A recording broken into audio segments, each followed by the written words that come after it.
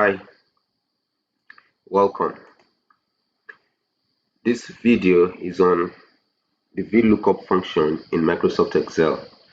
VLOOKUP stands for vertical lookup. It's a function in Excel and some other spreadsheet application with which you can access or call up information by using certain predetermined code. As a demonstration, I have two table arrays in front of us right now. This is a table of products where you have the product name, the size of the product, and the price. The other information can go as horizontal as it wants and as vertically down in column as far as it can go. But we're just using this to illustrate so we can all have the hang of it without spending too much time on too much details. You would have noticed that to the left hand side, as on the first column, you have product code just generated automatically. It can be anything you choose to do that will be unique to each of the rows. And the second table array that you see here is similar to the first one, but in this case is about the customers. But we've also taken time to create customer code on the first column. This putting the codes on the first column is an essential feature of VLOOKUP in Microsoft Excel. Your search criteria, the code with which you're going to call up the information must be, it is a must be on the first column of the table you are going to create. That is why the product code is the first here, the first column, and on this other table array, it is also the first column. Those things are essential. Now, given this array, it is of no use. The function, the VLOOKUP function, cannot utilize it as displayed unless we change it to a table. And how do we do that?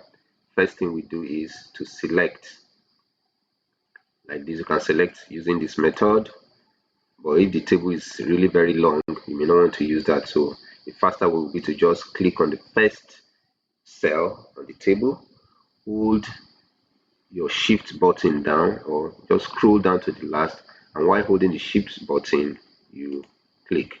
Everything is highlighted. There are a few other shortcuts you can use to do this, but we shouldn't waste too much time. That's not what this training is about today. So it's selected like this. So to convert it to table, after selecting it like this, you go to insert and then click on table. It gives you a pop-up. Create a table is asking you, create a table. Yes, we're going to say yes, but where is the data for your table is what you see here. So by the time you check, you can see the product code, which is the first data on the table, is on C5, which you can see here all the way to F25. That's where it is. In case everything is not covered, we can adjust it and do whatever so that everything is covered that we want to be on the table. Next is my table has headers. It's a question. Does your table have header? Yes or no. If it doesn't have, you can uncheck this, but I advise you always ensure that your table has headers and ensure you leave this checked. So you click OK. Once that is done, it has been converted to a table. This way, VLOOKUP function can access it and follow the rules that is required for it to lift all the information it needs. Okay. Following the same steps, I'm going to convert this now, or rather insert a table, which is in essence converting this to a table that the V function can access. So I highlighted it like that. Go to insert, click on table. It has taken the cells by default. You check, ensure that the cells you wanted to select has been selected.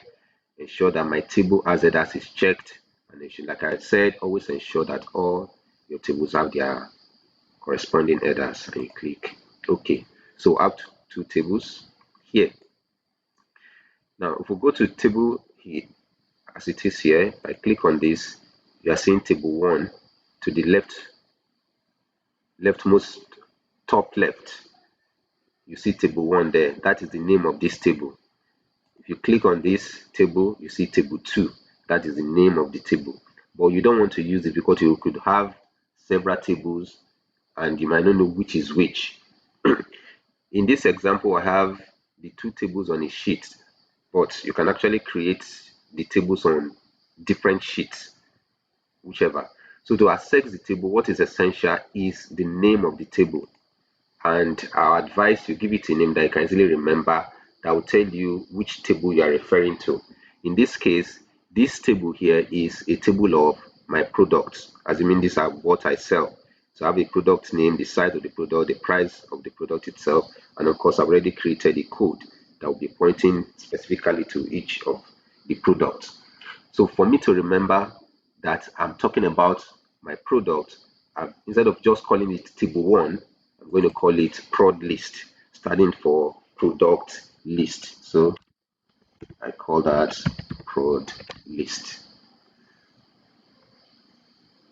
If I click on table, it's giving me table 2, but because this is my customers, I'll call it cost to list. It's a list of my customers. Okay, cost to list. Another essential thing you should do is label all the columns 1, 2, 3, and 4 column. You're going to need this later on. So 1, 2, 3, and 4. Okay, I have that. So I now have a table properly labeled for easy reference. I have the code. I've ensured that the code that I'm going to use to call up all this information is on the first column of the entire table. Both here, my prod list table, and here, my cost to list table. So I'm good to go now. My table has been, my array of data has been converted to a table. So the vlookup function can now access it and do what I tell it to do. Okay, to use the vlookup, let's go to the next sheet that I label here, invoice. Here you see a sample invoice for a company called XYZ. Excuse me, staying on XYZ Avenue. So in this, let's just zoom in so you have a clear view of the invoice that I've just designed. Let me collapse the ribbon here. So we have more space and see it better.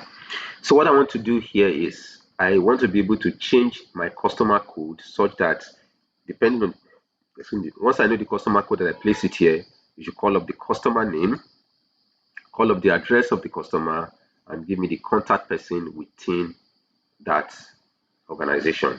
That's what I want to do. Okay, so the customer code will go here, but for it to be able to use the lookup function to call up the customer name, I go to the cell. This way I want the customer name to be right in front of this place, in front of customer name. So once I click that, I go to formulas now, formula, lookup and reference, click on it, scroll down till you see vlookup, and you click. Once it clicks, once you click that, it gives you a pop-up like this. So the first thing you see here is lookup value. What that is saying is, where should I look for the code that I am to use to get the information you need? That's what it's saying. So where should you look for the code? In front of this customer code. So I go there, click on that cell, F8. That's where I want you to check that once I put a code there, get me the corresponding information that I need. So it's on F8. I've clicked on F8. So which table, next thing is asking you, which table should I check the information in cell F8?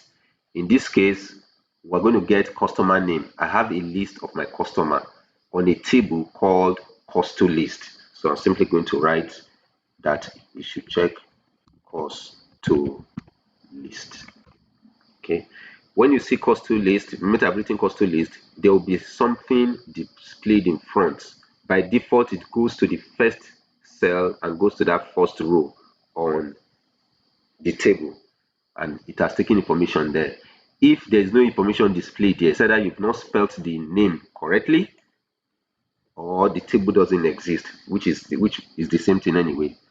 Assuming I delete that, see, there's nothing. If I write something else, nothing will be displayed.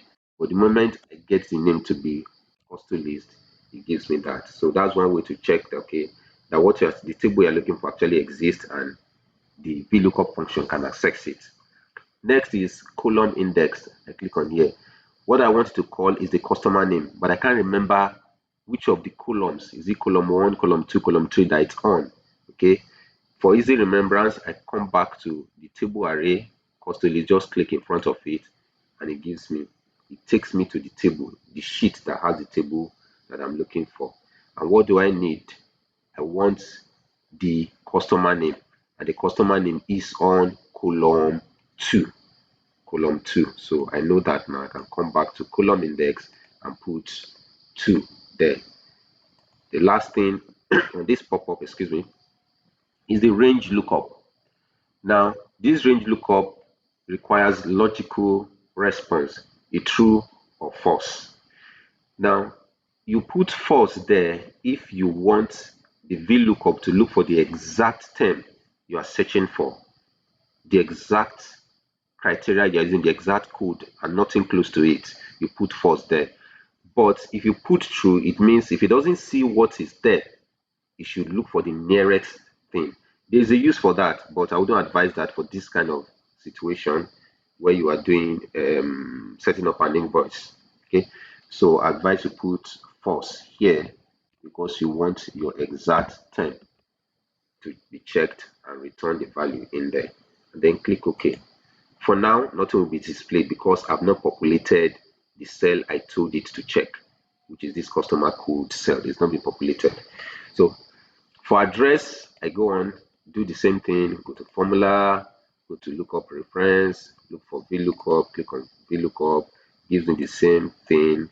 I put the cell it should search, F8, the table array should still cost to list, cost to, okay, spell it well, cost to list.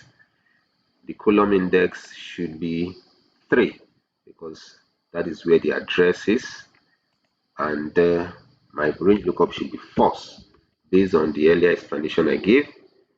I click OK. I have that. Still nothing will be displayed because I've not populated the customer code cell. From again, go to formulas, lookup and references. Come here, pick up vlookup. We're looking at this cell, and the table again is still cost to list. There are faster ways to do this, but let's go this long route so we'll get the hang of it. Column index this time should be the 4th column. That's where the contact name is, and my range lookup should be false based on the same explanation I gave before. And I click OK, and I have all that. Now to call up any of the customer, I simply pick any of the codes. So assuming, I don't know, let's say 006, let's just try put here. I need 006. So my customer is CC006, for example. So the customer name is Clear Optics Consult Vision Close. That's the address, and the contact person is Itohan. Let's try 5. So once we change that, it gives the corresponding information that you need. Put 5 there. We have that Fearless Gym Incorporated, Drax Lane, Ngozi is the contact person. Anything, just play with it. Electronics Place is the customer name, Rocket Avenue, the contact is top line, like that. Okay. In the same way, you can populate this other side following the exact same step, but this time instead of referring to the custom list, because you'll be filling here with the item name, you'll be referring to the prod list, which is the table that has all this corresponding information. we're just going to do that and be very fast about it. So again, go to formulas, lookup and reference, go to vlookup, and lookup value should be on this item code here. That is cell E4, E14. The table array is prod list this time, not cost to list, because that's the only place I can get the item name. And I think the item name should be on the second, but since I've forgotten, let me click and come here. Yeah, the product name is on the second one, so come here and put 2. Range lookup will be false. I click OK. Size, I want you to automatically pick up the sizes. Go to formula, lookup and reference, vlookup, come to this place, pick prod list, the column index that I want you to check should be the third one because that's where size is, and then false. And we go. For quantity, we'll put this one ourselves because not something customer can buy any of this quantity at any other time. Price will be lifted from the table, go to formulas, lookup and reference, vlookup. We're checking this place, and the table array is prod list. The column index this time should be a column index that has the price. I can't remember, so I come here, click on it. The price is the fourth. I'll come down, check. Okay, it's fourth one. So come here, put 4 there, and put false there. It's not case sensitive, so yeah. So we'll have that. Now to get gross value, it will be quantity times price. So use the regular Excel function equals this cell times this cell. Click. So we have that. For completion's sake, just let's highlight all these and drag down. We have all that. Here can just be 1, 2, and label. These are the only few manual things you need to do. Now, what are the item codes? The customer has bought 10 items. What are they? What I need to do is come to the table, go to that list and concentrate on the product code. Customer wants invincible visibility cloak, which is PC002, product code 002. I click on it, then hold control button for the next one, and this customer wants this, customer wants this, maybe this, while still holding the control button down. So how many have we selected now? 1, 2, 3, 4, 5, 6, 7, 8. Okay, remaining, let's say this and that. Now Control C will copy all your selected items, go to the invoice there and paste. Either Control V, right click and do that. Automatically everything is populated. So vlookup has looked up this code and given you the corresponding information. Now what are the quantities bought? When you fill the quantities, let's see, 123 of this, enter 6 of that, 56 of that, 34 of this, 89 of this, 21 of that. So you're getting all the prices. It is there. 2. We have that. 201,245 naira 38 kobo. So that's a simple way to use VLOOKUP. I hope with this you would have gotten the hang of it.